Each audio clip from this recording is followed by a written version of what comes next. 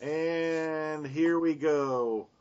Good evening, everyone. Welcome to the Omega Files podcast. I'm your host, Dr. Freedom, and tonight a large group of us have gathered to sit. I figured, well, I owe you a large group considering last week we had 4 people not show up, but gathered here tonight to have a discussion about our latest offering and Matt Smith's final episode, Time of the Doctor. And to me, I really enjoyed this episode. I sat down and actually had a great time watching it. And it was nice to see they did finally go back and tie up a few things. But let's go around our panel and get our opening thoughts. And tonight we're going to start off with MrWhatsRossable. How you doing? Hey guys, I'm good, thank you. I'm enjoying life at the moment. All right. So just some opening thoughts. What did you think of Time of the Doctor? I actually really enjoyed it, surprisingly. I went into the episode very skeptical with Moffat's recent Christmas specials, and it was really quite good actually. The way it ties in the entire era of Matt Smith, and I think is a good ending for him as well. Okay, let's move on to AJ. AJ, what do you think of Time of the Doctor? Just some opening thoughts. I thought it was pretty good. It was a little bit slow towards the end, but it did pick up right at the end. All right. And the Fezman? Yeah, I thought this was a pretty good special. I think out of all the Christmas episodes that Moffat has done, this is probably the top one, I think. And I think it was a good send-off for Matt Smith. Although I'll miss him, I'll be looking forward to seeing Peter Capaldi, and I think we got a good introduction for him as well. Yeah. Okay, and back from a long hiatus, somewhere lost in limbo, the Underdark, and whatever parallel dimension he was in. Daniel Thomas, how have you been, and what are your opening thoughts on Time of the Doctor? Hello, good evening. Missed you all. Yeah, I really enjoyed this episode. It's certainly the best Christmas special there's been, to date. I agree with what's been said. I think it's great that it tied up loose ends with Matt Smith, and I thoroughly enjoyed it. To be honest, I did actually have high expectations of this one based on the trailers, and I didn't think it could be any worse than the 50th anniversary. And I thought it did slow down a bit towards the end, but I was pleasantly surprised, especially with the regeneration, because I really expected to see Peter Capaldi come out of the church after Matt Smith exploded with all the energy. And I thought it was pretty quite good, and I thought it was quite interesting the fact we had a few surprises in there, especially with Amy Pond. Oh yeah, the lovely Karen Gillan coming back, and as I mentioned just before we started recording, was it just me or was it peculiar as hell that they're both wearing wigs? It was. Okay, and moving on down to Ryan, opening thoughts. Well, I really enjoyed the episode. The hype was unbelievable for this one. Yeah, I really enjoyed it. I just feel there were some moments that sort of could have been better or probably weren't that necessary. And I feel like pretty much the way I did about Series 7, that I enjoyed it for the most part, but I think the execution was wrong. Okay. Graham? Can you elaborate? Wait, what was that, Daniel? So can you elaborate a bit? Well, I do think it should have been longer. Okay. Like, apart from giving the obvious Colin Baker and Sylvester McCoy, every Doctor has got, like, a proper send-off. Mm. With, Yeah. like, Yeah. especially the new series Doctors, like, got a multi-stories got 2-parters to, say goodbye. Mm. And, I feel that, considering that Matt Smith has been the Doctor, and despite how, Moffat writes, it has been the latest series that has made the show more popular for, international viewings. Yeah. Like the marketing for the 50th, when there was some. And Yeah. So I feel that it should have been a lot longer. So a short change then. Yeah, like just longer because it did feel a little bit rushy. Like, I mean, we're looking at the Doctor's life here, and it's just sort of being jumped over. Like, when I first saw him with the age makeup, like the first time you see him, I wasn't expecting to see him like that early on. I was expecting it to drag out a little bit more, and you'd actually see a little bit more happening. Okay, yeah, I get to where you're because all right, we'll discuss good points and bad points here in a minute. Okay, Graham, opening thoughts on Time of the Doctor. Yep, how are you doing, Brad? Good to be here as always. Like the majority of you guys, I really enjoyed this. It was good to get some resolutions to the last. Well, are we allowed to say 4 years, even though it was technically only 3? Yeah, it was good to get some resolutions and some tied up. I'm like a few of the other guys, you know, if I had minor nitpicks, they really are minor, in terms of the pacing and in terms of just how he answered a few of the questions. But other than that, solid episode, guys. Yeah. Okay, and last but certainly not least, joining us again is Alex. Alex, opening thoughts, Time of the Doctor. Hello.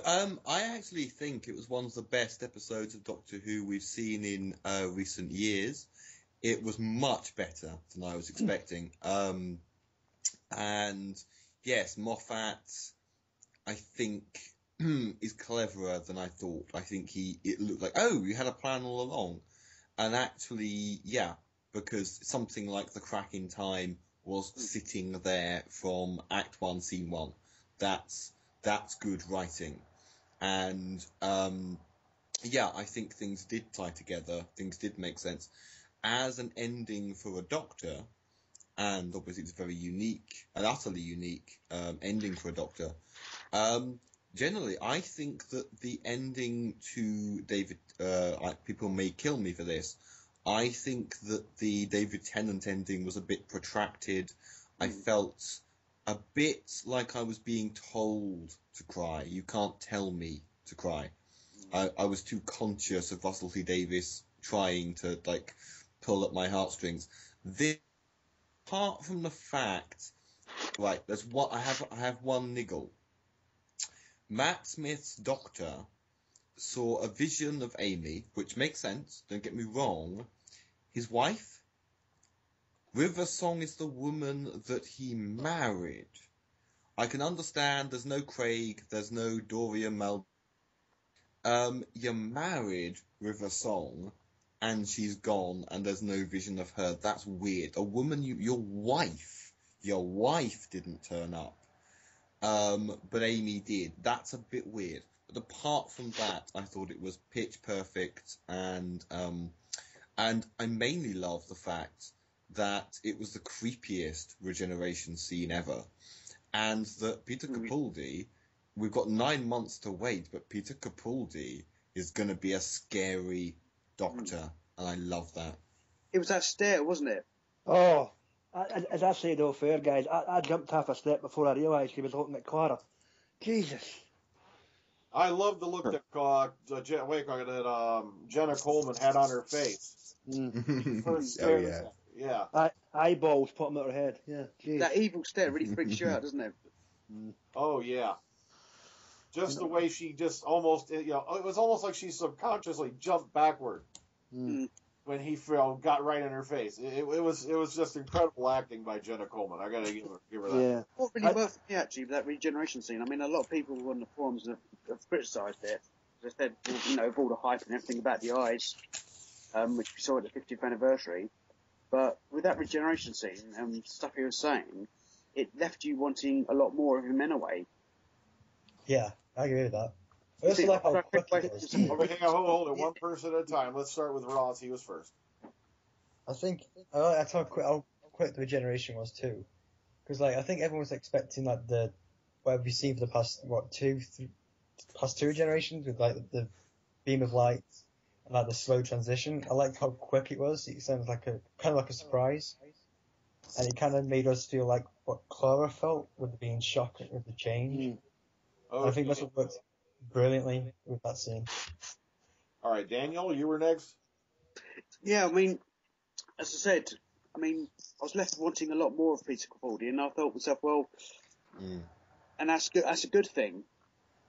You know, when you finish the show thinking, God, I want to see more of this guy. You know, I'm really impressed.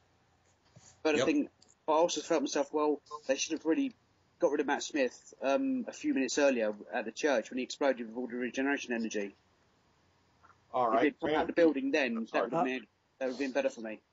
All right. Sorry, I thought you were done there for a second. Okay, Graham, you were next.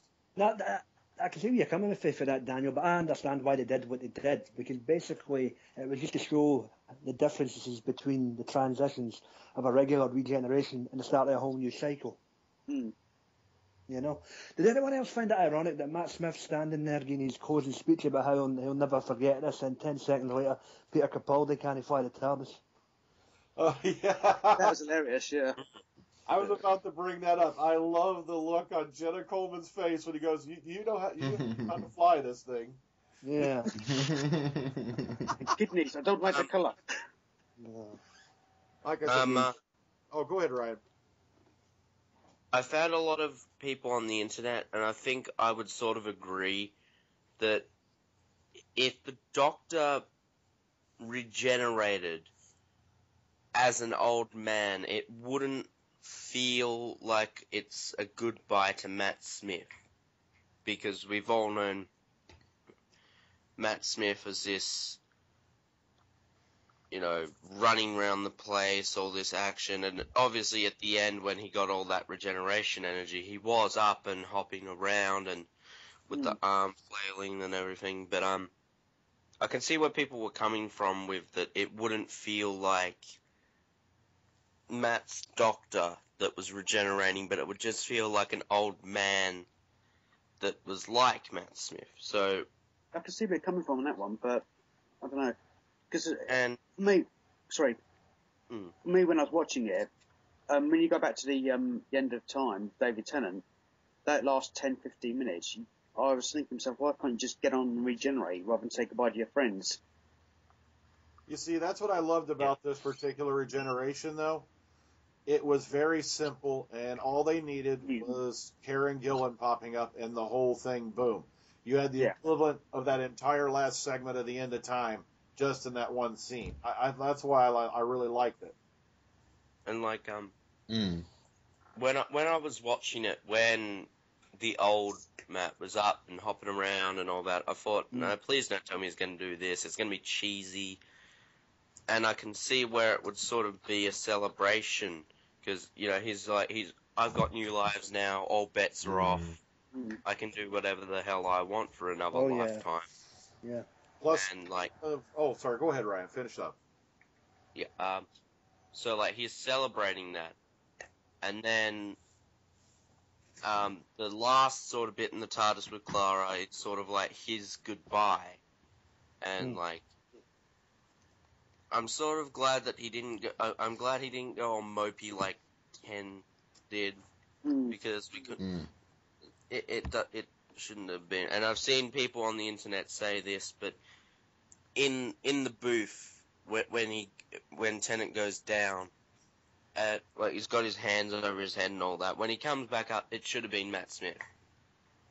Yeah. The look on Will's face would have been great, but like yeah, I did feel that last scene in the TARDIS did add a bit to Matt's tenure, and yeah, I think that last scene was just great. It was very touching, wasn't it? Yeah, I love the way it was all summed up just, you know, in that one small scene. You know, you didn't need the extra protracted out. It was all covered just right there. Yep. Okay, we got AJ, was there anything you wanted to add on that front? You've been kind of quiet.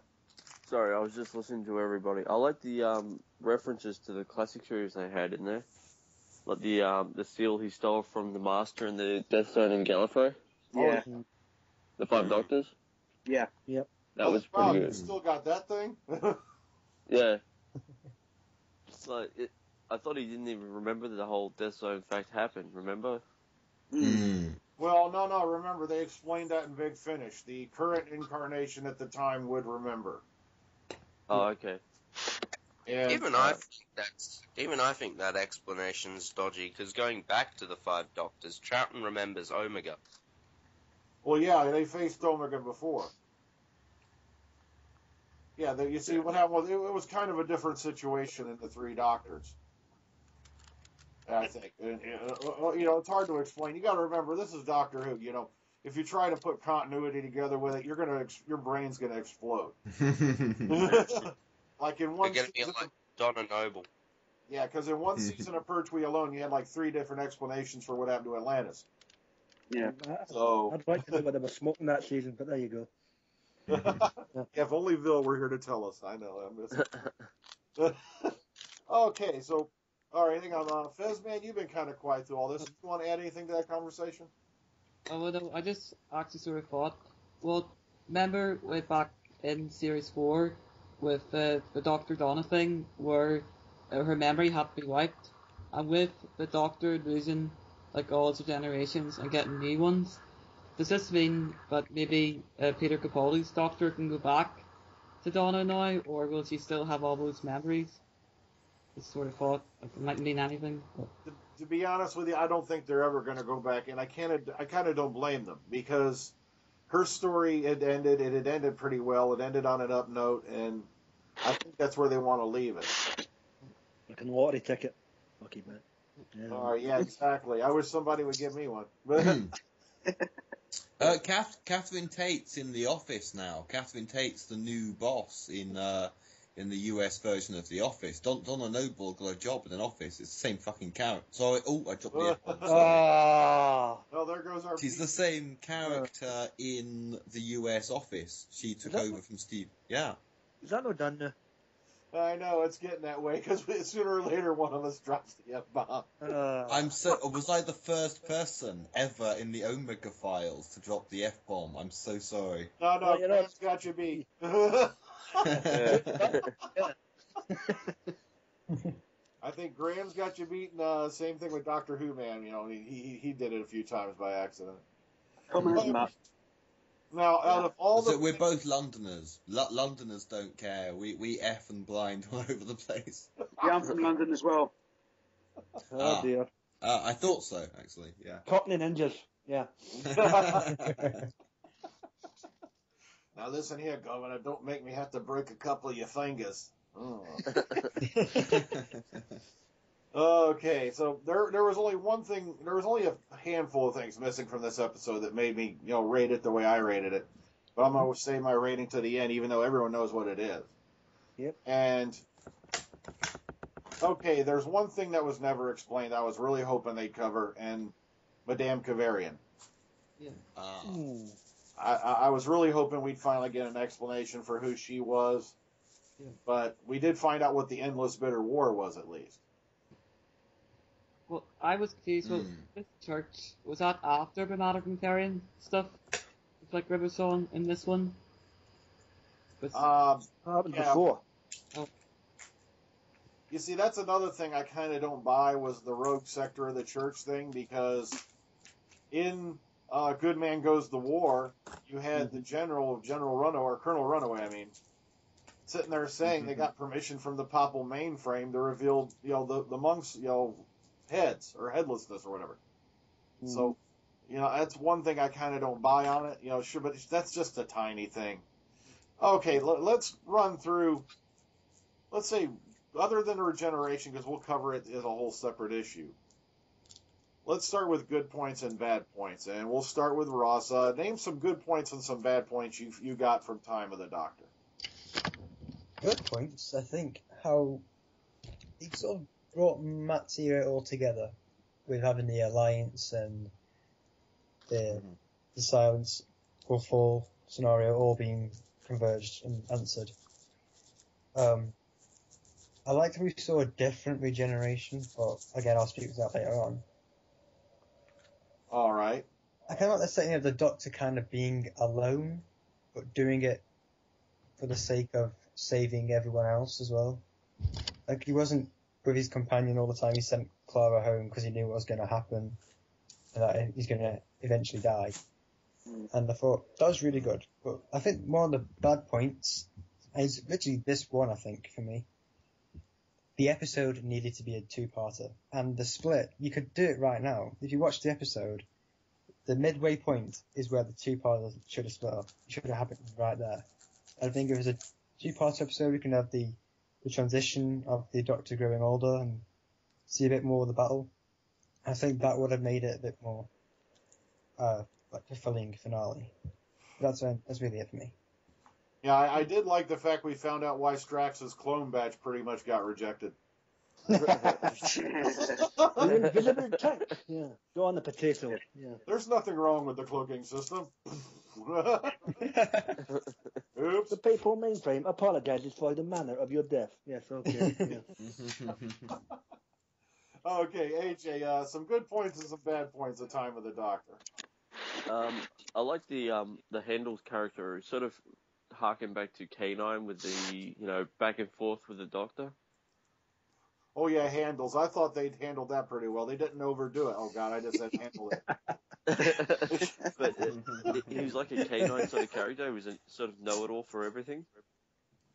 Yeah, they didn't protract it out and make him the Wilson of the episode as we expected. I really enjoyed handles in this one. Yeah. Yeah, that was pretty. Yeah. I just love the "Are you comfortable?" Comfort is not relevant. Is that better? Affirmative. Yeah, that was such a K9 answer. Yeah. Okay, so any other good points or bad points, AJ? Matt Smith with a completely bald head looked like Lex Luthor. Yeah. I'm sorry, but he did. It looked frightening as hell. I was very creeped out. Who hides a key in a wig? Okay, so anything else other than that? Any bad points? No, not that I can really think of, no. Except for Capaldi not being on screen long enough, not doing enough. Well, considering how much screen time a new Doctor usually gets on average, I thought y'all didn't get too much of a short end of the stick there. Oh, okay. It was nice and appropriate, especially that last bit. Do you know how to fly this thing? I fell out of my seat laughing. Yeah, I did. Okay, Fezman, and good points and bad points at Time of the Doctor. I think for me there was mostly good points. I thought it was interesting with the battle going on, and we got to see the Alliance again, and I thought it was interesting with Matt Smith getting older, and there were some parts I thought he reminded me of William Hartnell, like the way they designed his hair. It just made me think about of his Doctor, and I thought like I said already, he had a good send off in his final speech, and well, the only bad points, well, I wish they could have explained some of it unanswered questions, they could have handled it more. I thought it was just one quick explanation about the TARDIS blowing up, and I sort of thought, remember when the Daleks, they controlled the people in the church? How did they manage to control the silence when they're one of the most powerful beings in the universe? Do you not think they're just as powerful as the Daleks? Well, you see, what happened was, you got to remember, as a result of them not destroying, using the moment, the Dalek Empire was not wiped out completely. Mm-hmm. So these are the high-end, full-on Dalek Empire, height of its technology Daleks. They're not going to be easy to fool. They're not going to be easy to take out. I did love the fact that they remember the Doctor again because they yanked all the memories out of the Papal mainframe and all that. So now they're not, stupid anymore. Oh, yeah. What was the point, though? The whole end of Asylum of the Daleks, they can't remember the Doctor, yada yada. Then Time War Daleks, so they still remember him. Now, we remember you because of blah blah blah. There was no point in that part of the ending of Asylum of the Daleks. There's never been a point where... Yeah. It's because they realised that they fudged up bad. So they're backtracking as all hell. I don't think it's that. I think it's more the fan reaction to that was a bit very mixed with the Daleks forgetting who the Doctor was. I think it's the same with the Paradigm Daleks. Yeah, I agree. Yeah, notice they backed off on the Paradigm Daleks. You hardly see them anymore. Yeah. I think that a lot of the fans, with a lot of fans rejecting them, technically didn't give them enough time to get to know them. You kind of just like scrapped them, like that's it, just take them away. Hang on. Is that the Power Ranger Daleks? Yeah. Like, Oh, you God. know how they're on screen for practically 15, well, maybe about 10 minutes max? Yeah. Then they instantly getting slated, and they didn't even have enough time to really explore the new Daleks, what they could do, because they did that whole new... The reason why they were so big was because they had the extension of weapons at the back, but we never actually even got to see that, because the fans kind of just, like, dismissed them. No, but I'm sorry, guys. That's where the majority of the budget for season 5 went. That was built. Yeah, exactly. So, Now, before we move on, anyone else see the Dalek battle tank? Did I miss? No. Was that what that thing was behind the Daleks there with the big, huge plunger on it? It looked to me like a battle tank. yeah, I think it was a battle tank. We never actually saw it in, like, a full clear shot. We saw the arm, the giant exterminator thing. The cannon. Okay. Now, before we lose our place, let's move on. Okay, Daniel, good points and bad points at Time of the Doctor. Right. Good points. One thing that people haven't picked up on is probably the jokes and the humour on this episode. It was running throughout. I mean, the jokes about the turkey. Remember that? And the idea and the joke the Doctor told when he was in the bell tower, he was talking to the Daleks, and they were trying to kill him. They was taunting him, saying you can't regenerate anymore. You come to the end of your cycle. And the Doctor saying, well, you've been trying to kill me all these years, and if you've got to do a job, you've got to do it yourself. I thought I also like the other joke he said as well. And he's also, in fact, did anyone else, was anyone else surprised about the fact that the Silence ended up being good guys in the end? Well, I thought it the was silent. If you think about it, the Silents were always well intentioned. They're priests, weren't they? Yeah. Yeah, you see, they were trying to avert the destruction of, caused by the Doctor, and so in a way, they were kind of misunderstood, is the way I got it. And also the fact that when she called out, at the end on the spaceship, she said, the Silence will fall. At least that was explained as well, what that meant. Exactly. That's one thing I was glad they did tie up nicely. I thought that was, well done on that department. And another thing that I really liked about it was they finally got the Weeping Angels to be scary again. Yeah, I did like the scene where they were coming up out of the snow. Snow. I mean, that worked again, just like the old episode of Blink. Remember when they first appeared? I thought that's it. I mean, it would have been nice to see the Weeping Angels more, but there you go. I did also like the part, speaking of the turkey, when she was telling the Doctor to app it. I got a chuckle out of that. App it! Okay, Ryan, good points and bad points at Time of the Doctor. Well, a lot of good points. It is one of Matt Smith's finest performances as the Doctor. Not to say this in a bad way, but similar to Day of the Doctor, the sort of final moments are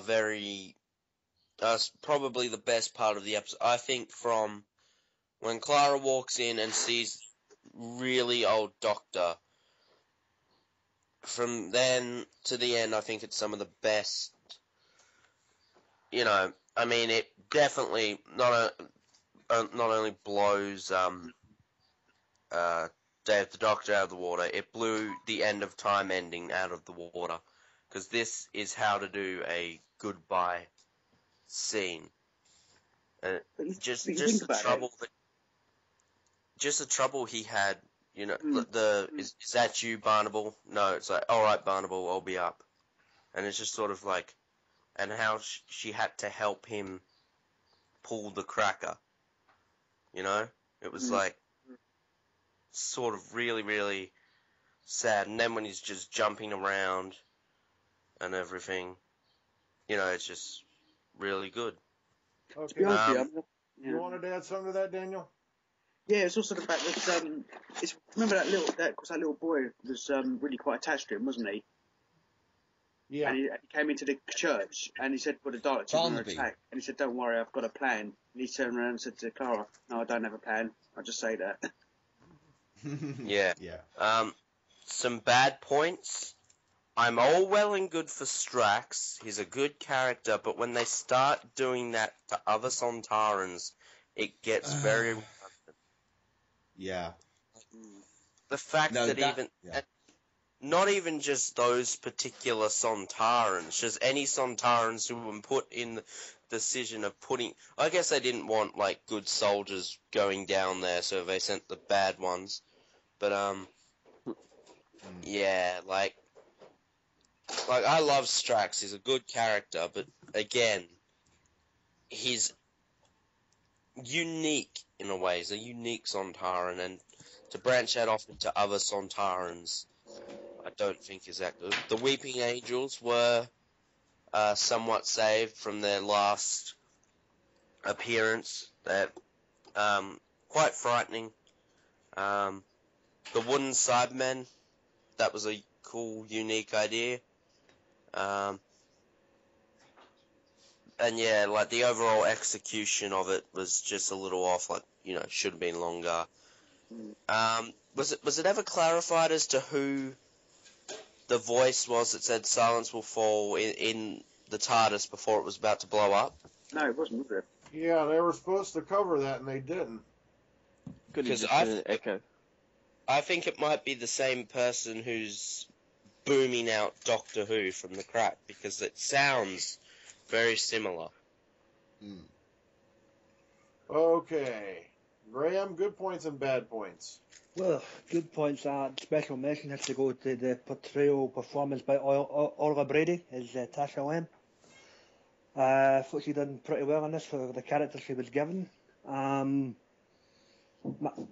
Matt Smith as his usual swansong self, you know, absolutely fantastic, especially in the elderly form. Bad points. I didn't see the need for Clara's family, with the possible exception of the grandmother. You know, other than that, can't really complain. Yeah, you see, I was really glad. Yeah, Orla Brady, yeah, she really lived up to her reputation, because you see, I remember her from Fringe, and anyone who's watched Fringe knows it's a show that takes place in two different realities, and she had to play the same character in different times in both realities, and she did it brilliantly there. So, I really did enjoy. Yeah, she really did put a great performance in for Tasha Lim. So, okay, Alex, good points and bad points of Time of the Doctor. Hello. Oh, sorry, it is me. Yeah. Sorry. As I said, I missed tiny bits of sentences because of this Wi-Fi. But right, sorry. There's so much to process because of what everybody said. I think I love the idea that the monsters like Weeping Angels and the Silence were reinvented in ways that didn't compromise them. The Weeping Angels under snow, for example. So you still can't see them. The idea that's been mentioned of the Silence taking confession, those kinds of things made sense. Oh god, good points. Sorry, I processed in everything that so 1, 2, 3, 4, 5, 6 people have said. Or I think I had something to say in reply to each of those, and then damn it. But I think mainly it's simply that. Oh shit! Sorry, I have a noisy cat. Shut up. I think it for me. This was the paying off of the Moffat era. If you treat it as one thing, it's not garbage. There wasn't any kind. He obviously knew this. It's from the second you first saw the crack in time in the 11th hour, everything was going to unfold. It's having faith whatever you think of Stephen Moffat, you still get things like, the Strax thing.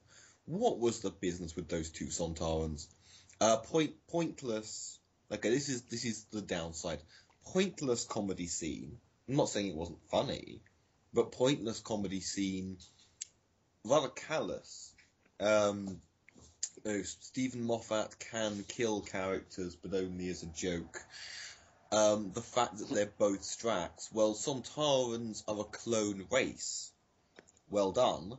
But the trouble is, that just points out how stupid the snowman was. Because the Doctor claims to have resurrected Strax because his friends liked him. They didn't need to resurrect Strax.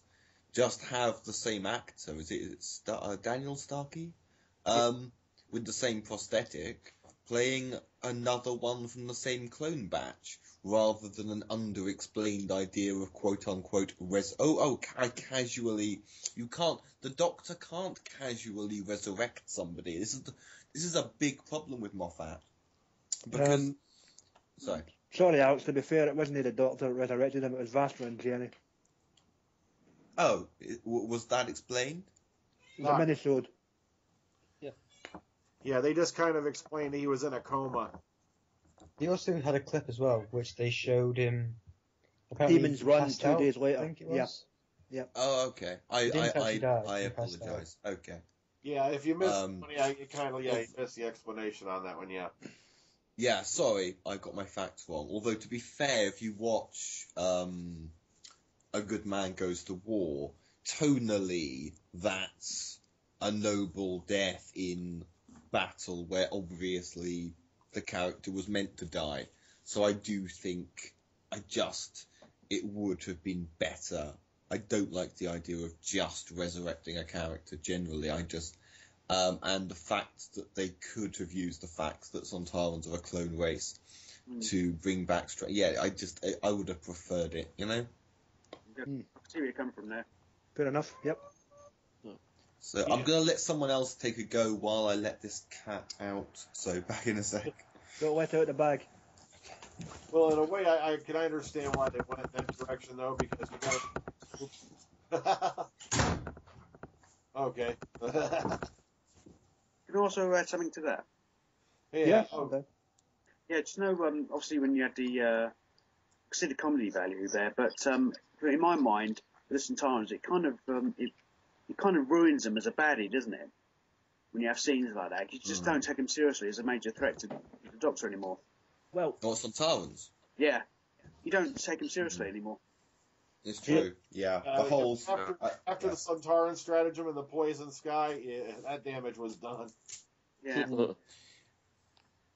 Yeah, I kind of think about it like the Sontarans are to Doctor Who now what the Ferengi are to Star Trek. Oh God. Oh, good analogy. Yeah. Didn't even think of that. Yeah. All right, AJ, you want to add something, AJ? Oh, no, I was just agreeing with the whole idea that the Sontarans have become a joke. Okay, back to Alex. Yeah. Oh, so I was going to say, a friend of mine who hates new Doctor Who, but I persuaded him to watch old Doctor Who, and he got really kind of into classic Who. He can't believe it. In the Sontaran experiments, a Sontaran warrior is prepared to torture you. He's prepared to deprive you of food and drink and sleep just to see what happens to you. These people, a Sontaran is not nice. Go back to your John Pertwee and Tom Baker episodes. Yeah, a Sontaran, yeah. Especially in the Invasion of Time. Yeah. I do think that if any new monster needs a remake or a remodeling, it would be the Sontarans, because I think they look too childish as well. I think that blue doesn't suit them as a military force. You think about it as well. They, do you remember that old story, The Time Meddler? Well, you think about the Sontarans, when they first appeared in the John Pertwee story, The Time Warrior, he was determined to manipulate Earth's past, wasn't he? He was prepared to interfere and give them technology for his own ends. Yeah. And this is what made the Sontarans so appealing. And I agree with what was just said. I mean, if you go back to those early stories of them, they're a real menace and a real baddie. Mm-hmm. Okay, Ryan, do you want to add something? I think at 2 points from the Sontaran's new series appearances where they really got I really did like when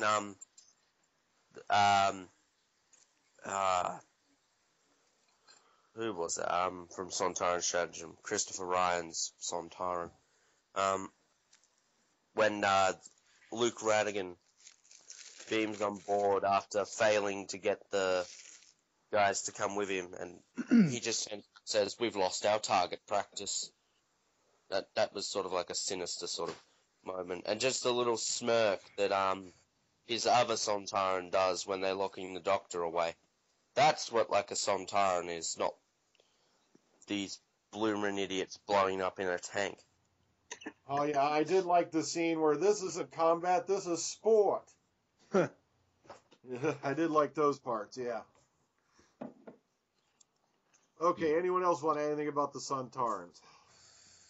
Get rid of them. Get rid of them. Kill them off. Oh, come on. Oh. Well, maybe in Series 8 they find out what they're related to Mr. Potato Head. Can I just point out, Brian Mulcahy, your good lady, isn't possible at this podcast at this present time. I know, luckily she's busy in the other room. Yeah. Having someone's head. They're talking about your favorite character again. Guys, leave Strax alone. I will hunt them all down. Yeah, you have to remember, I think she's Sontaran at heart, so you gotta watch out. I'm a little person just like they are. They're dull and boring. Oh, you're lucky she left the room on that one, Daniel. Daniel. Had no value at all. That'll be the first one I get. I think Okay, the thing. so Sorry. we've had our The thing with Strax is because he's so out of his own culture, he could be a really interesting character if explored properly. But having him as this comedy, he's like their kid or something. It's like, I'm going to go and play with my grenades. It's a funny line. Yeah. Yeah, I'm also having flashbacks to what Doctor Who man said a long time ago about the Sontarans are killers and all that. Next thing you know, we'll have Eric the Dalek running around. He's almost like the Doctor Who mascot. What with these Strax field reports now? Mm-hmm. Oh yeah, the field reports. Yeah, they are getting a bit zany, aren't they? Did they ever Well, release? out to you guys. Did they ever release that the one where he talks about the doctors? Did they release that internationally? Yeah, they did. It's on YouTube. Yeah, it's on YouTube. All right. I like that one. Yeah, I thought they did a good job with that one. Yeah. Okay, so we've finally got our first taste of Peter Capaldi as the Doctor. Oh, yes. And was it just me, or did anyone else here detect a hint of the Scottish accent? Oh, it was there. It was there. Yeah, definitely. I'm really glad it was there. I really don't want them to change it, because we've had Scots playing the Doctor before, and it came out brilliantly. And even then, I don't think his accent is as thick as, say, David Tennant. His real voice, yeah. Like, it's very mild, really. Like, there isn't a sense of, sort of, like, almost like an upper class touch to his accent, which sort of doesn't make it sound as strong as other people. Like, yeah, he's for the East End. Yeah, leave it to the Scotsman to recognize a Scottish accent. yeah. Okay, so we've had our first taste of Peter Capaldi. Now, allegedly this season we're going to find out why he looks like Cecilius and why he looks like Frobisher from Torchwood. I'm just wondering how they're going to handle that. Let's start with Alex. How do you think they're going to handle that? I wish they weren't handling it at all. It's drawing attention to something you don't need to because it destroys it. I actually already took the piss out of this idea. I was rude again. Sorry. In a video I did, because they've reused actors before in the classic series and in the new series, and also.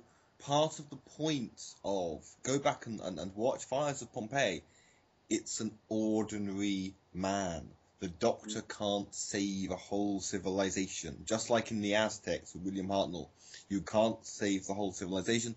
You can save an ordinary man, or in this case, an ordinary man and his family. That's the beauty of it. And you completely spoil it when you. It's just.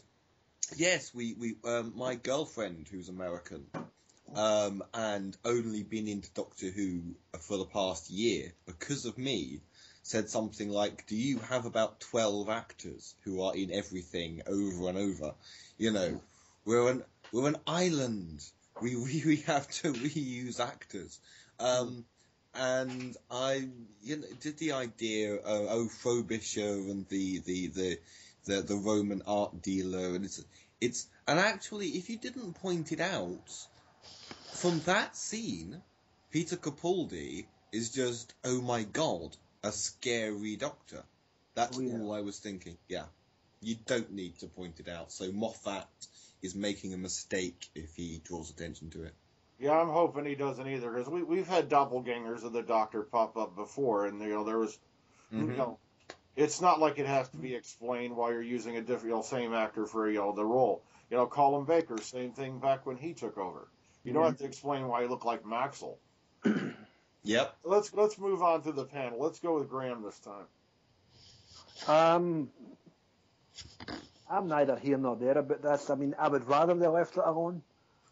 But if they are going to follow through with it, they better have a damn good plot device to make it come to fruition, because it could just look stupid. Okay, I agree with you on that. Ryan? They're digging in territory that they don't need to dig into. I don't think anyone, unless, they're trying to be a jerk about it, really would need an explanation as to why these two people just happen to look the same. And even then, in that first scene, I think Capaldi looks different. Like, he's not the Peter Capaldi, he is the Doctor. Like, I don't know why, it just looks different. He doesn't look that much like Peter Capaldi, he just looks otherworldly. But, yeah, I don't think it needs to be explained, because, again, there's nothing there. If they are going to do it, I want them to do it in a way that they dwell on it, and it's not just a throwaway line like, who destroyed the TARDIS, who blew up the TARDIS, not just a throwaway line. But I don't want it to be like a story arc, Okay. Daniel? So I want them to spend little time. Okay. All right, Daniel? I agree. I think it's pretty pointless. It's irrelevant. It doesn't matter, does it? Yeah, I agree 100%. I mean, if you're going to go into that, why don't you explain the fact he's got a Scottish accent? And the other characters didn't. Yeah. Same thing with the northern accent on Eccleston. Lots of planets have them. Exactly. Is there a Scotland on every planet? Lots of planets have a Scotland. There's a Barcelona planet as well. Yeah. It's just, I think it's stupid to go down that road of explaining why it looks like another character. It's just pointless, it really is. Okay, Fezman, what do you think about it? I don't know if they did explain it. Like, I really don't know how they're going to do it. And Noah Moffat, well, I think it's going to be probably some wibbly wobbly, timey-wimey stuff that he puts it. So Yeah. I really don't know, but he has been talking to Russell T Davies about it, hasn't he? But they were talking about it, saying how he was in Doctor Yeah, Who. well, the both of them, they have their hand in this if it comes to fruition, yeah. Yeah. So maybe Moffat had planned this when he got Peter Capaldi, but yeah, it maybe doesn't need to be explained, but if it does, I hope Moffat does it well and not like the other story arcs he's been doing where it's to like the last minute. So if he does explain it, I hope it's going to be like series 8 and you don't have to wait like 3 years to find out why. So yeah, that's all I've got to say on that I've got a part. bit of a question for you. Yeah. Guys? Yeah. Yeah. Yeah. Given that Peter Capaldi is the first Doctor of a new regeneration cycle, does anyone think he might be Karen like William Hartnell, be a bit of a grouch? Do you think that'd be an interesting take? I don't know about that. I think it depends on the characterization of his Doctor. I think with William Hartnell, it was more he kind of grew as a character, and now Yeah. the Doctor's overall character started off grumpy and kind of got kinder sort of thing. So I don't think he'll make any difference really. I think his personality personally will change, but his overall character won't. No. But that's one thing I liked about the older Doctors is the fact that, especially William Hartnell, is that he could be a bit difficult sometimes, and a bit tense and not easy to get on with. Oh, Yep. I think that characterization will still be around because I think it'll suit that kind of Doctor, the older Doctor. Yeah. Okay, AJ, what do you think about them, exploring why he looks like Frobisher and Cecilius? I don't believe it's necessary. I think it's just, better left unsaid. Okay, I mean, agree with you. If you put the three characters side by side, the new Doctor, Frobisher, and Caecilius, was it? Yeah, I believe it's Caecilius. I'm not sure how it's pronounced, really. Either way, you put them all together and you look at them across the three people, they are totally different looking. True. I agree. Next thing you know, they'll be explaining why Prentice Hancock appeared all throughout the first three Doctors. Yeah. Not watching that, are we? Oh, Prentice Hancock. He popped up all over the place in British sci-fi back in that era. He was in a lot of episodes of Doctor Who, especially through Doctors 1 through 3. Yeah, he was all over the place. As a matter of fact, he popped up a couple times during the fourth Doctor, if I remember right. Okay, Ross, what do you think? Do you think they really should explain it, or what do you think? To be honest, I'm not really fussed to do or not. It's not really anything major, and I don't think it will be anything major. I think that we're expecting something from it, but I don't think it will. I think they want to just throw a line, say it's never going to be done where the Doctor looks in the mirror and goes, "Oh, this face looks familiar," or something like that. Or Clara will be looking inside a history book or something. Okay, yeah, we were echoing over Fez there a little bit. All right, go on. And I think it'll either be with the Doctor looking in the mirror and like making reference to his face, like, "Oh, I've seen this face before," and they'll do it that way. Or Clara will be looking through like a history book, see Cecilius, and go, "Oh, it looks like you," and he explains, "Oh, yeah, I can kind of change into anyone's appearance or something like that." I don't think it's anything major because it's been done before, technically, with Romana when she kept switching her body around. I can't remember what the episode was, but she kept changing into that. I think she changed into the princess, something like that. Destiny of the Astra, Daleks. yeah. Oh, yeah, Princess Astra. Yeah. With the fourth Doctor, and we know it's possible. I don't think it's going to be anything major. Realistically, guys, you know the thing that's kicked all this off with this whole Frobisher thing? It's harping back to the War Games. Okay, yeah, I can see that. You know? Yeah. Oh, David Troughton. Or Patrick Troughton, you mean? Yeah, it's harping back to the War Games where they're showing them the sketches, right, what face do you want? So they're just basically, trying to play upon the fact that, they're trying to play upon the fact that... And most recently, Night of the Doctor as well, where they gave him the option to choose what he was going to change into. Okay. Fez, you wanted to say something? Sorry, I have to head on here, so I'll talk to you again soon. Take it easy, buddy. Yep, okay, bye. Okay, Good night, mate. Yep, bye, see you soon. Thanks for being here. Night. Yep, thanks, okay, bye. Okay. Sorry. Or go on ahead, Alex. Oh, I was going to say, generally, if you look back over the whole thing, it comes across like Time Ladies or female Time Lords or whatever seem to have a choice. And like Romana, obviously, is the precedent, but then River did. Like, I'm focusing on the dress size. So I'd form the conclusion that if you're a woman Time Lord or female Gallifreyan, you have a say, you can pick. which I know was a joke in Destiny as a Dalek. It's like the wife coming out of the changing room at the shop, trying on different bodies, you know. But I think the fact that line, I'm focusing on a dress size, that's there in the new series, you know. And so I decided women can have a say in. But didn't they say also that men can do it in the Paul McGann movie? Remember when Grace Holloway said to him, why can't you just turn into like a creature, a snake or anything like that when you regenerate? And he said, well, we can. Oh, yeah. I was going to say. He did say that in the film. Is it stated anywhere like the Doctor can't change into whatever he wants? Oh. There's nothing on there stating that, is there? Well, also, we it could be an ability that he's lost being separated from his people over time. That's the way I like to think. I guess Sorry. Go on, Alex. Oh, I guess the Doctor tends to be killed in action. You don't exactly plan for it, do you? It's like in the War Games, the Doctor says a Time Lord could... Oh, sorry, not Time Lord, sorry.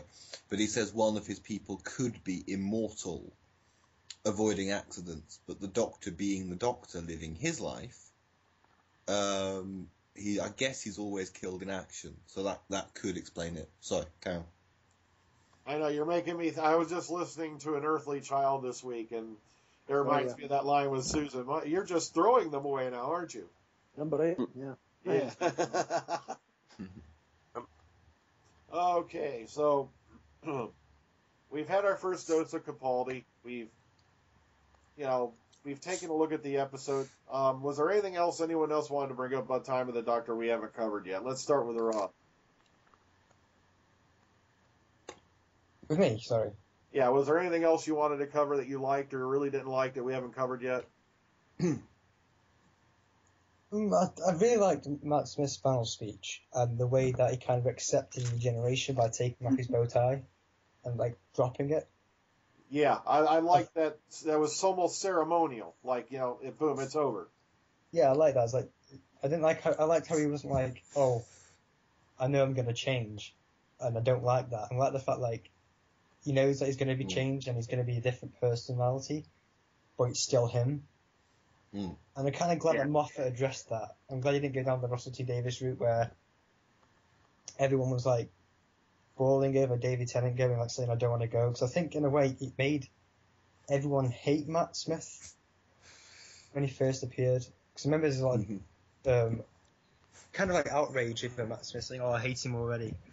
And there isn't quite a lot. Haven't been you've seen any negativity against Capaldi, because I think the way he's accepted that Matt Smith's going, it's time for a change.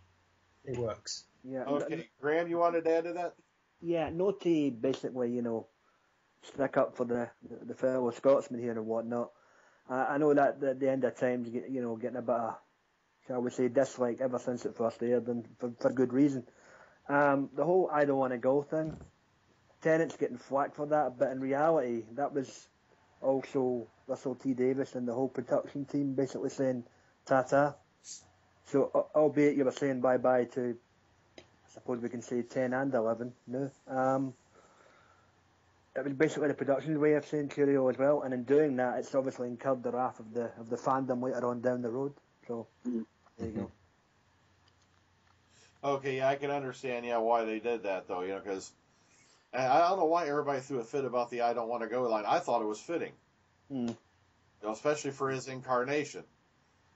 Okay, Ryan, was there any other moments in the show you think we haven't covered or that you'd like to talk about or bring up? Well, not necessarily. Sorry, who's? No, it's you. Go ahead. Not necessarily about the show, but I was just had an idea run through my head.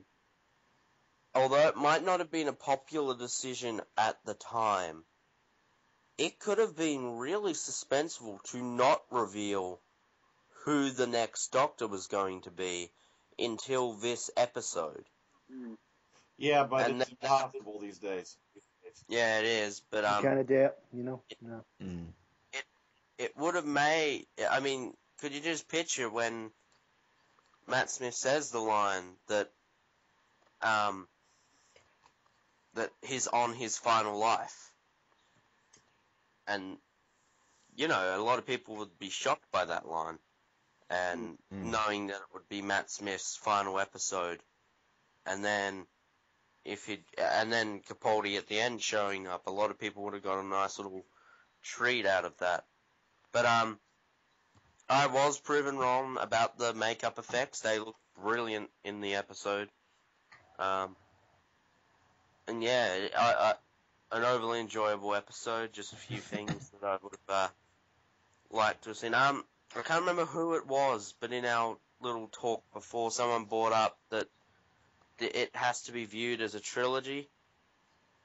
But from Name Today to this. Mm-hmm.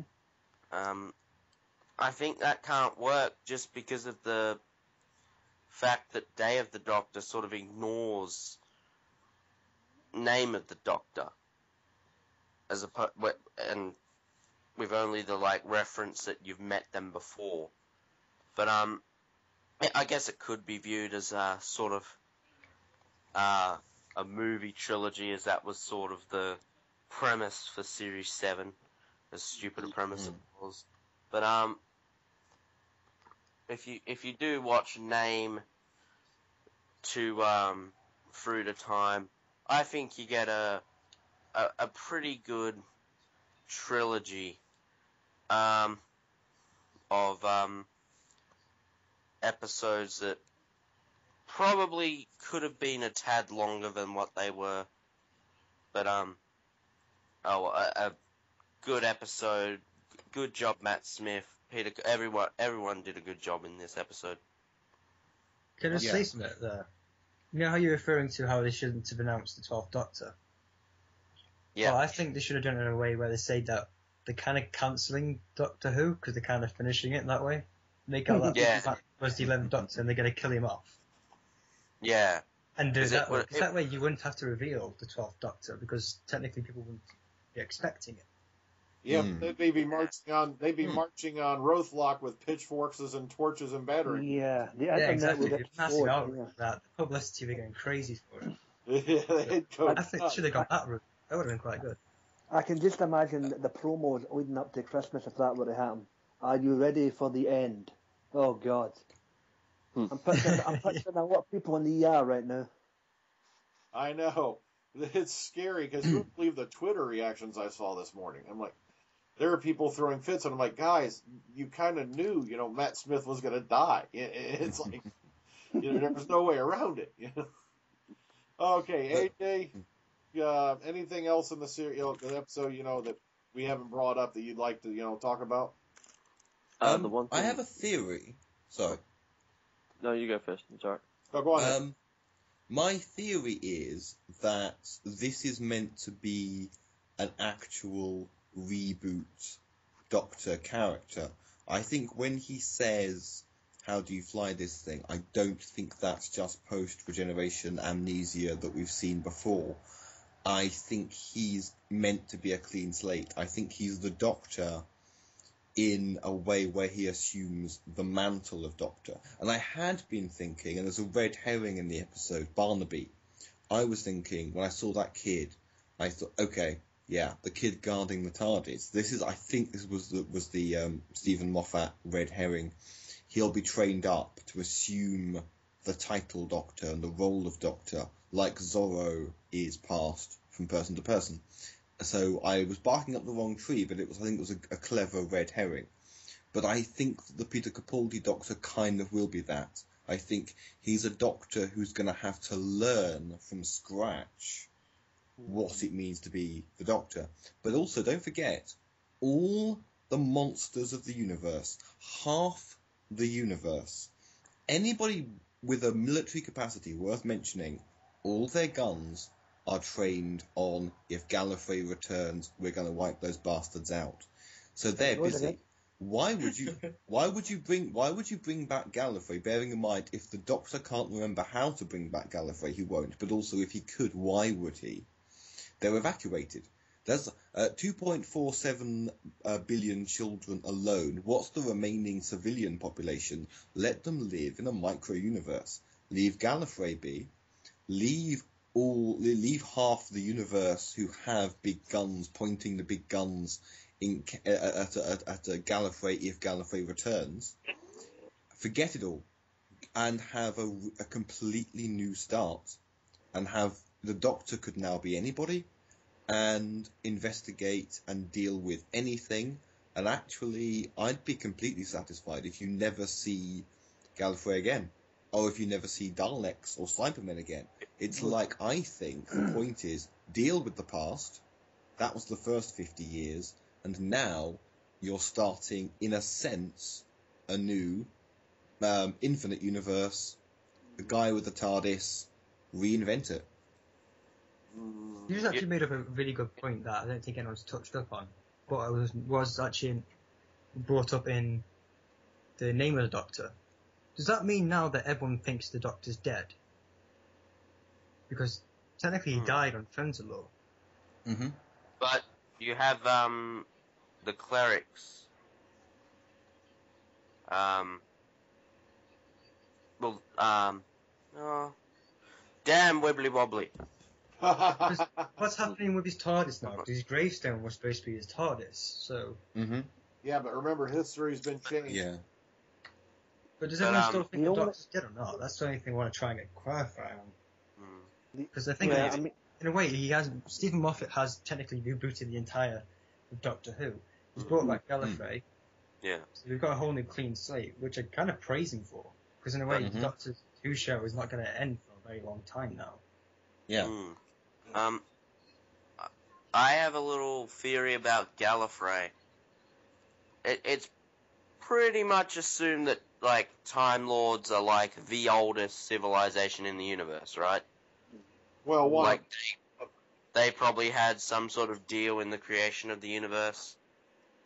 I think the Doctor's going to have no choice but to find Gallifrey, because somehow Gallifrey's being taken out of time is somehow affecting the universe. Now, we know Moffat's been watching Deadly Assassin. One of the things the Fourth Doctor brought up when he was talking to the other Time Lords, there are races out there that would consider this technology pieces of antiquated junk. Yeah. So I think he's going to capitalize on that. I've got another theory. Oh, do you have one, Daniel? Yeah, think about it. I mean, can I just say, there's a couple of things. With now, the regenerations, I mean, first of all, I like the fact that Matt Smith explained the whole regeneration cycle. You know, John Hurt is Doctor Who number 9, and Matt Smith was Doctor Who number 13, because obviously David Tennant used the regeneration even though he stayed the same. So he did actually explain the numbers quite nicely. Also, with the fact that Gallifrey, and also with the regeneration, I hope from now on they actually make each regeneration different like they did in the old days. And also, before we move on, I want to state this openly and on the record because I've been getting flack about this. The Meta-Crisis Doctor is an incarnation of the Doctor. It's just jumped off. They've already explained this how many times now in the media and on the show.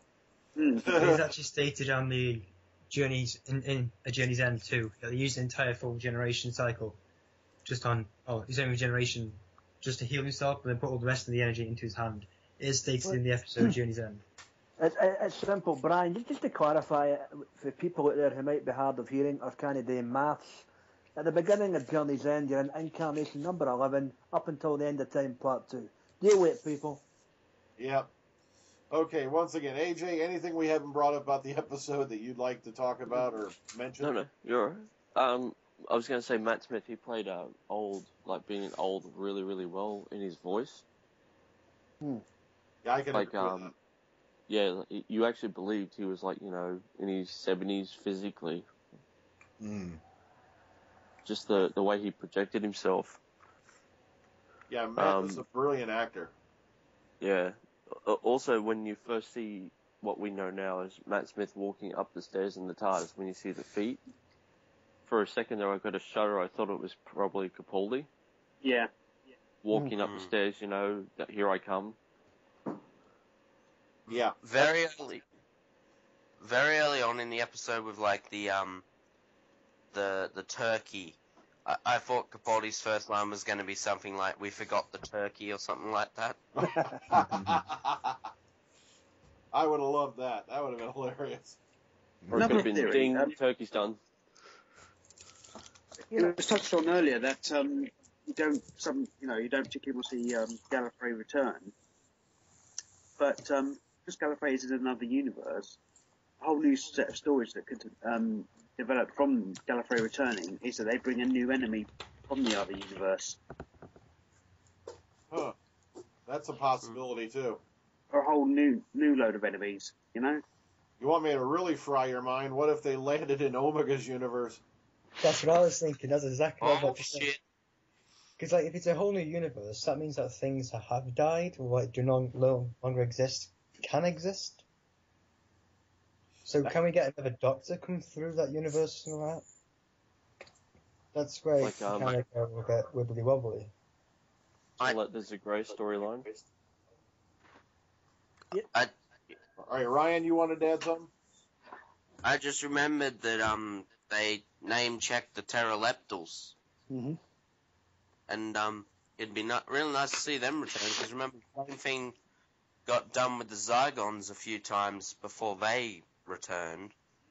They were name checked a few times, so maybe we could see a return with the Pteroleptals.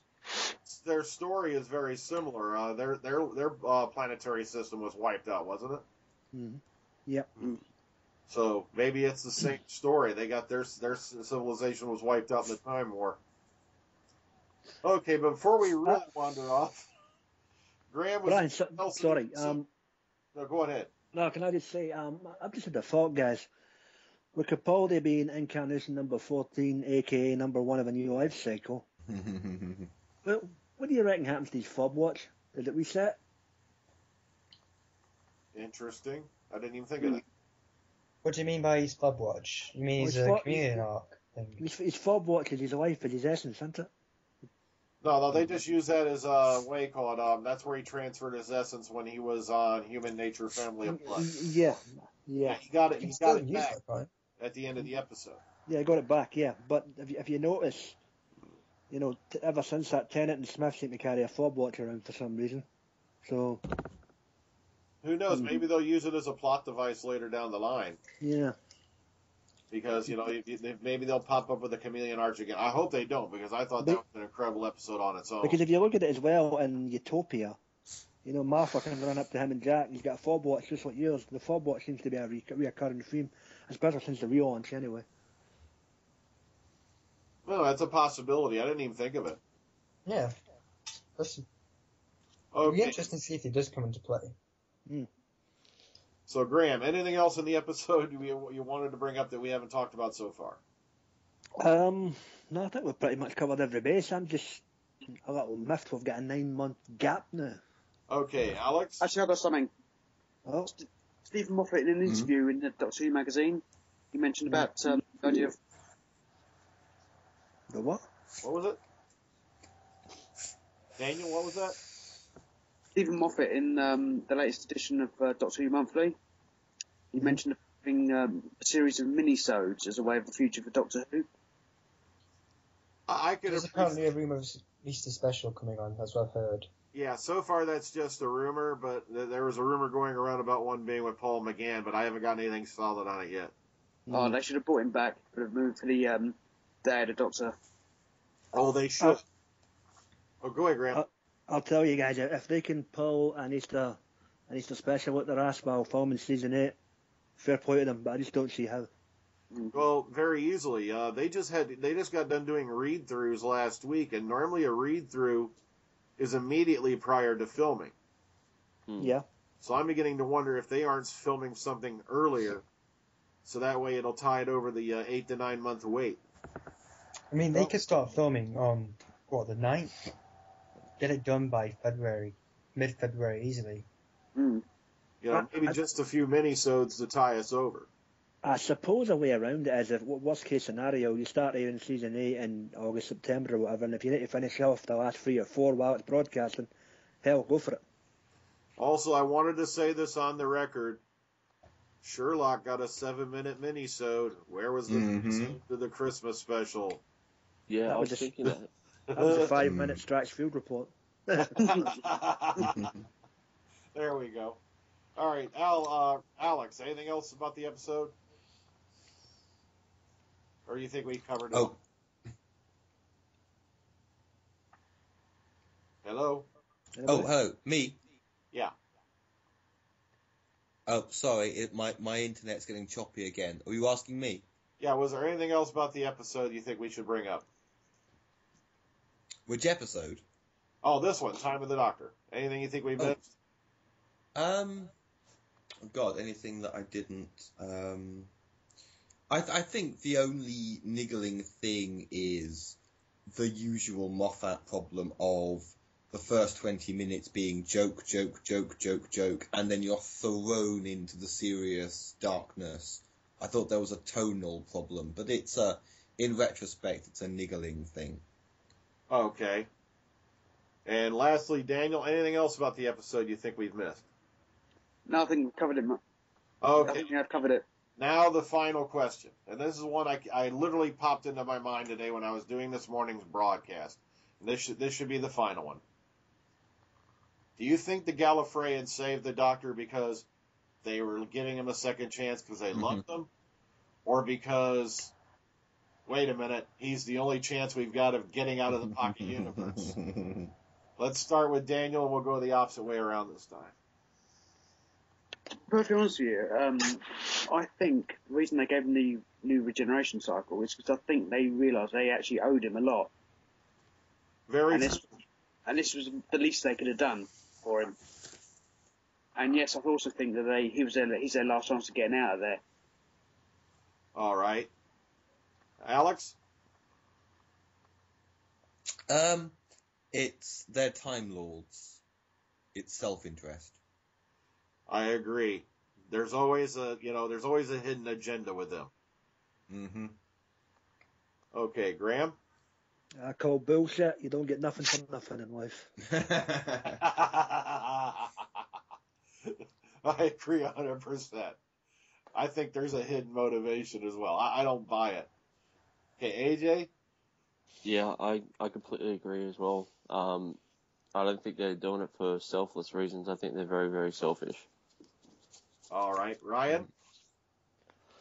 I think that Rassilon, or going back to my theory on the last show, the Master in Rassilon's body has come up with the decision that, well, the Doctor's my only chance of getting out of this place.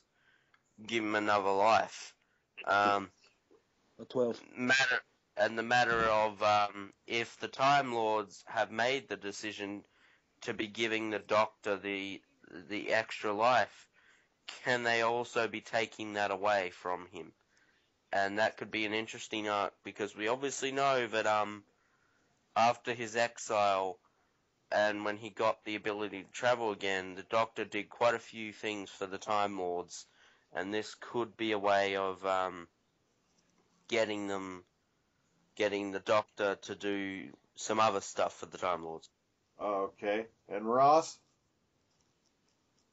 Yeah, I think it'd be a really cool idea if, like, only a certain amount of Time Lords, like a few of the Time Lords came out of that universe into the universe the Doctor is in, and kind of, like, befriended him, but they were actually against him in a way. It turns out that they were the main enemies of the series to bring Gallifrey back into it, just because the Doctor is the only one who can actually do it, and if they kind of, like, trick him into doing it, and there's some evil that comes through along with that, which is like the big enemy. I think that'd be a great way of, like, that's what I'm hoping they're going to do. So I think if you bring back the Time Lords saying, oh, they're all good, and I can see that they kind of are doing that, but I think it'd be a good twist if, like, they bring some good people in who say, hey, Doctor, we need your help to get Gallifrey back in here because I know that you can do it. But they actually kind of turn against him, bring in an evil foe, which could be, like, potentially a really big threat. That's what I said earlier, wasn't it? Yeah, it'd be great if they did something like that. Yeah, bring in new enemies from the alternate universe, yeah. Okay, now for the big moment. Out of 10, how do you rate Time of the Doctor? Let's start with Ross. I give it a very strong 9, with the only negative being that it was way too short for Yeah. a generation. I think it should have been a 2-part episode, with the clear split being where the Battle of Trenzalore starts, with the Cybermen marching in the street. That would have been a great way to end it. Okay. Ryan, out of 10? I'll give it 8.5 because, yeah, it was a really good story. Yeah, far too short of an episode. Feels really... it sort of feels a little uncomfortable at times to sort of, have these jumps, and sometimes it feels like a little happy-go-lucky montage of things, but it was a really great story. I was thoroughly enjoyed. I think it lived up to some of the hype, and bring on Series 8. All right. AJ? I'll give it an 8. I agree with everyone else. It was sort of forced and rushed. If it was spread over 2 episodes, it would have been... You can see like the progressive of how old he gets through the, the different times. I would like to see that. All But right. yeah, it was a bit rushed. Graham? Solid 9 for me, guys. I agree with what's gone before. Wouldn't have minded a 2-parter, how about New Year's Day, but of course Moffat wouldn't have wanted anything interfering with Sherlock. So we got the 1 hour, so it had to suffice. Okay, Alex? Alex, you still with us? What do you rate it up? Sorry. I heard that. Yeah, I'm going to agree. I'm going to give it like a solid 9, if not a 10. I thought one of the best episodes of Doctor Who I've seen in years, and B, the minute of Peter Capaldi, one of the scariest things, genuinely, that I've seen for quite some time. So, I say I might give it, in fact, to be honest, even if the writing of the next season is complete shit, it'll still be worth it. There it goes Peter again. Oh, sorry. Oh, it's complete. Oh, Bollocks. Complete bollocks. Even if the writing is all complete bollocks, Peter Capaldi as a scary doctor would just make it worth it. Okay. Oh, yeah. Daniel? Sorry, just trying to burp there. I'll give it a 10 because I actually enjoyed it. I really did enjoy it. I thought it was a far stronger story than what we've seen in November. And also, I think I've got to disagree with you, a couple of you guys, about turning it into a 2-parter. I think if it just had an extra 10 or 15 minutes, that would have been enough for me. Just to draw it out a little bit, Yeah, I think if it was like an hour and a half, maybe, would have been perfect. You got it, kidding. 75 minutes tops is what they would have gave it, if anything. Yeah. I give it a 9 out of 10 also. Like I said, the only reason why is, there were just a couple things, they kind of did rush. But also, the holographic clothes gag got old. Oh, actually, sorry. Can I add something? To that? Oh, sure. Go on ahead. Oh, boy. Because, one of the things, the first time around, I liked the symbolic removal of the bow tie. Because Matt Smith, before he regenerates into Peter Capaldi, Matt Smith removes his bow tie. Yep. But isn't he still wearing holographic clothes at that point? We're not sure. They don't really say so either way in the final scenes. No. Oh, okay. But we do see his clothes on the floor in the TARDIS, don't forget that point. When Clara walks in. Oh, okay. I think they did this for red herring is. Yeah. When I first saw those clothes on the floor, I thought, oh my god, don't tell me that this is the unveil of Capaldi's costume and it's already changed. But, I thought One it was thing we haven't great. picked up on. Do you remember when Matt Smith actually got his regeneration cycle from the Time Lords? They were the ones who actually opened the crack in time to give it to him. Yeah. And reseal it again. No, what happened was the explosion of the TARDIS had weakened the structure of the universe, and they were pushing through at the weakest point, which was still one of the cracks was there. Yeah, but the thing is, Brian, they opened up in space, gave him his power, then sealed it. Yeah, but then they popped it back open again to give him his power. So that's what I'm saying. Yeah, so why didn't they just use it and then just push through? Well, maybe they can't generate enough power to bring the entire planet through, is what it is. Yeah. Well, it is only a TV show, isn't it? Yeah, true. That's why I keep telling everybody, don't go too crazy. Yeah, I think it's only it's like basically a small gap in the universe. It's like it's like a mouse hole. That's probably the best way to describe it. I don't think a lot of things can get through, but only small things could. Because I know in was it not Vincent? Which one is it called? Vampires in Venice. He said that the cracks could get bigger. That's how the silence and everything else. Yeah, we want to see things get through. Ronnie, hint, Moffat. Romana, hint, Moffat. You never know. We could have. So can I throw in another thing? Is that the last time we saw the shitty intro? Because the second half of Series 7, that well-imagined but very poorly executed intro was there, and everyone hates it. I like the way that you go into the TARDIS, but apart from that. But then, of course, the special, The Day of the Doctor, had the original intro, and rightly so. And then suddenly you're back to, this not very well done intro. Everyone's talking about the amateur Xander.com. Is Peter Capaldi going to have a decent intro? And are they going to hire, I don't know if you've heard of Xander.com, are they going to hire this guy who can do something better at home? Because I want to see a really good intro for the Capaldi era. Sorry if that's a bit of a diversion, but... No, I agree. Towards the end anyway. Go ahead, Daniel. I agree. I mean, I'd really like to see a revamped high definition title sequence that's really quite in your face, Besides, let me throw this. How many of you have seen a 7-minute clip called The First Question? Yeah. No. Yeah, I've seen it, yeah. No. I think that was a better tribute to the 50th anniversary of the show than the 50th anniversary special was. I think just getting back to the title sequence, I don't actually mind the new title sequence because I think it's new and different. I think my only criticism with the new titles is the music. So I don't think it's as exciting as it used to be.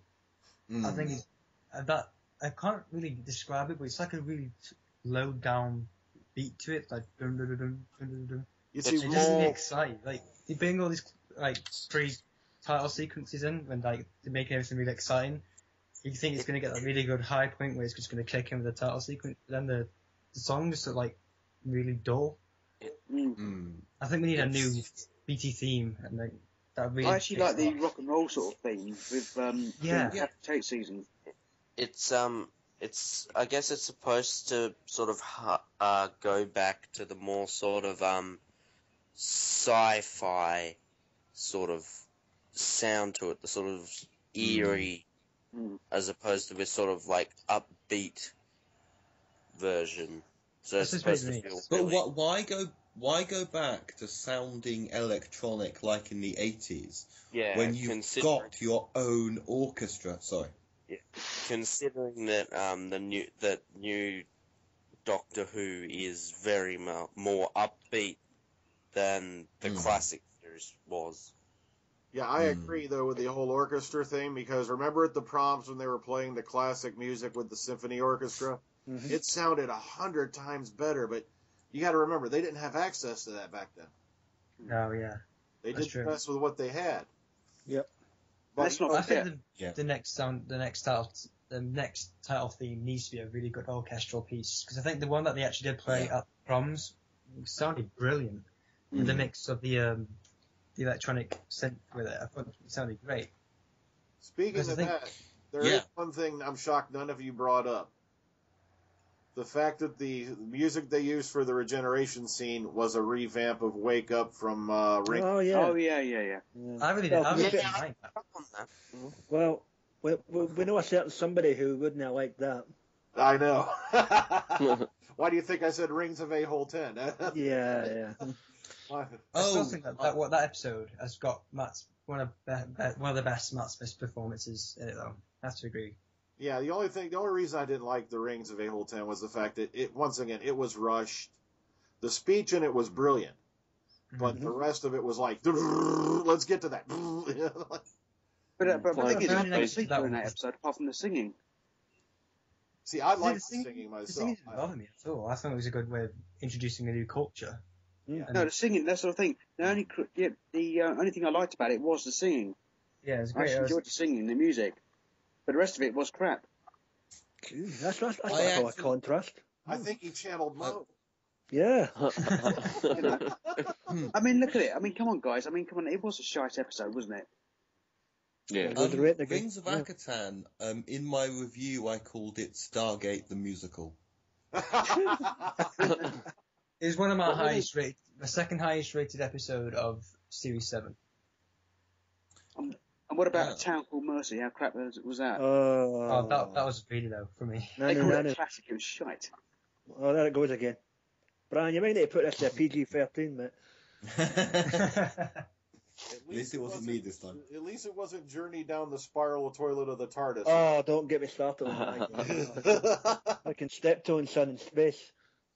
Yeah. Actually, sorry, can I point something out? It was actually hinted, I can't remember who it was the proms, but at some point it was hinted that song from the Rings of Akatan, and if you look at the lyrics, rest now my warrior, rest now my friend, and then it's wake up, that it was supposed to be a precursor to the Regeneration, and it was hinted that whole song would be played for the Regeneration. So maybe that was... There's only one hole in that theory.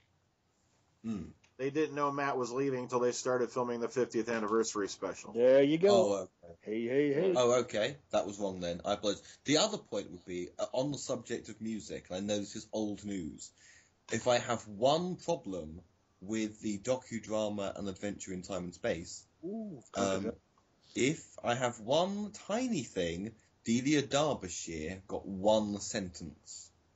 True, I do agree with that, but it was incredibly brilliant, though. Mm-hmm.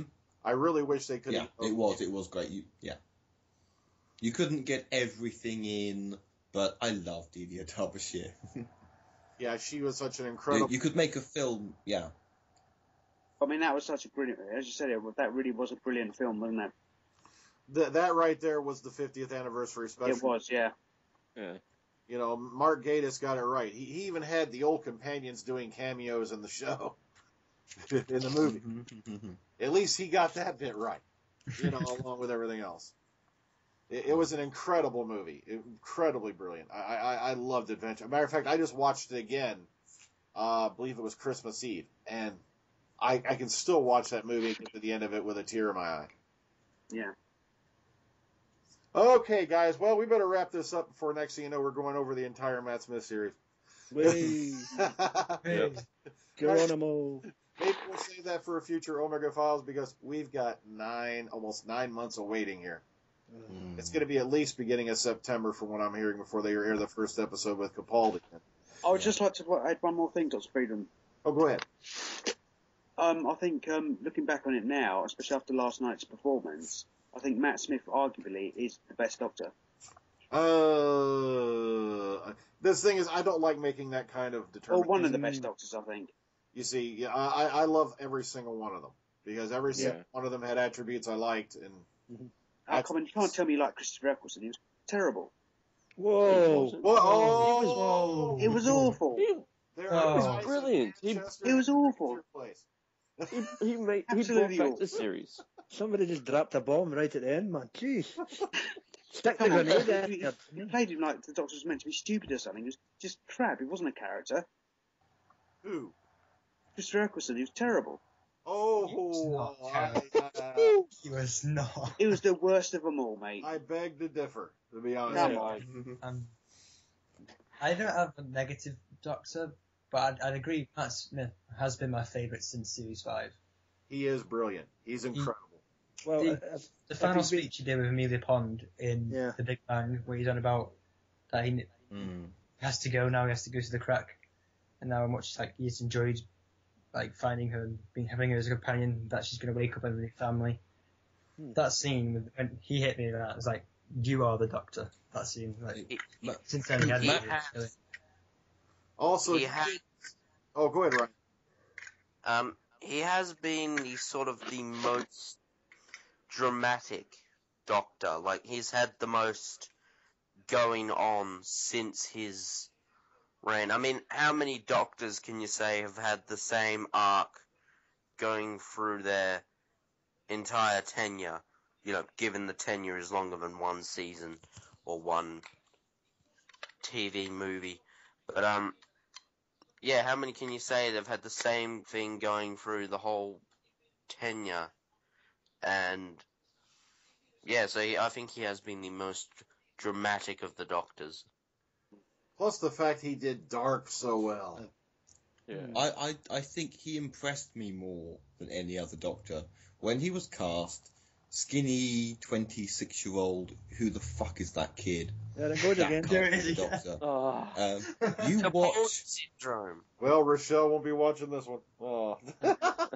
But you watch Good Man Goes to War, for example, or the Pandorica, the Pandorica speech, the Colonel Runaway bit of Good Man Goes to War, the moments where you go, this is actually the most scary Doctor to date. That is like a skinny 26-year-old, but he does the job where you believe it. You know, you believe the danger of this character. He really surprised me.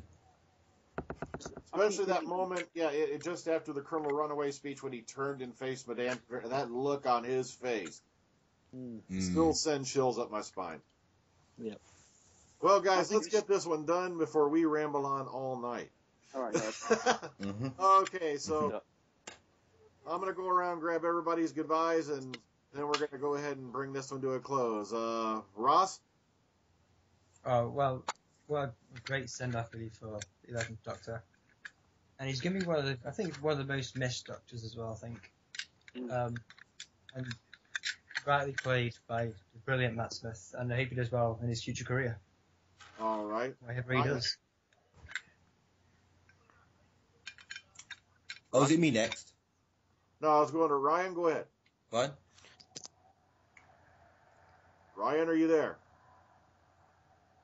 Okay, we'll say goodbye to you later. AJ. Sorry. Oh, there you are. Okay. Give everybody a goodbye. Yeah, well, it's been great as always. Can't wait for Series 8 and Capaldi's first season. It's going to be great to see what he does with the character. Catch you next time. All right. AJ? It's been a great run for Matt Smith. It was sad to see him go. I'm going to be listening to my Big Finish audio now to fill the gap. And I'll catch you guys later. Okay, Graham? Yep, echo the guy's sentiments. Good run for Smithy. Bring on Capaldi. Let's fly this thing for 9 months. Kidneys. Okay, Alex? Fish fingers and custard. Fish fingers and custard, everyone. All right. There you go. Very well said. Daniel? I was very sceptical when Matt Smith was announced to be the next Doctor. I was happy to be proved wrong. I think he's one of the best, and sad to see him go. I think it's great. Mm-hmm. All right. And on behalf of myself and the rest of us here at the Omega Files, I wish everyone a happy new year. And once again, I agree with everyone. Matt Smith, incredibly brilliant, and I'll be looking forward to seeing his works in the future. And it was truly sad to see him go. All I can say is I am looking forward to seeing if they do use that same crappy title sequence. I'm looking forward to seeing Peter Capaldi's face on that screen. So take care, everyone. Have a great night. And that's all for us for now.